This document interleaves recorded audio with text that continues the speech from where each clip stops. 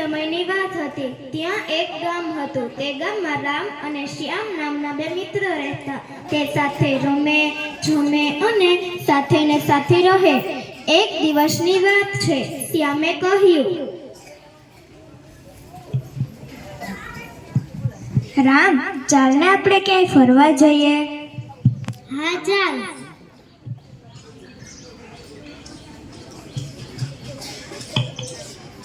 રસ્તામાં ગાઢ જંગલ આવ્યું. રામે કહ્યું,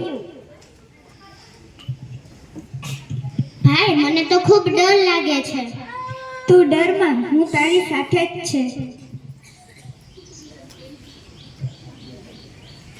આગળ જતા તેને ઘાસમાંથી હલનચલનનો અવાજ આવ્યો. ત્યાં તો એક ખૂંખાર રીંછ બહાર આવ્યો. રીંછને જોઈ શ્યામ તો ઝાડ પર ચઢી ગયો. રામ ગભરાઈ ગયો.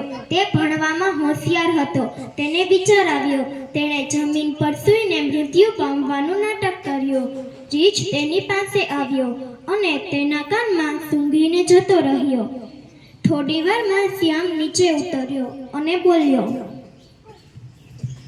રામ, રીંછે તારા કાનમાં શું કહ્યું? એ રીંછે મારા કાનમાં એમ કહ્યું કે સ્વાર્થી મિત્ર સાથે કોઈ દિવસ મિત્રતા ન રાખવી જોઈએ.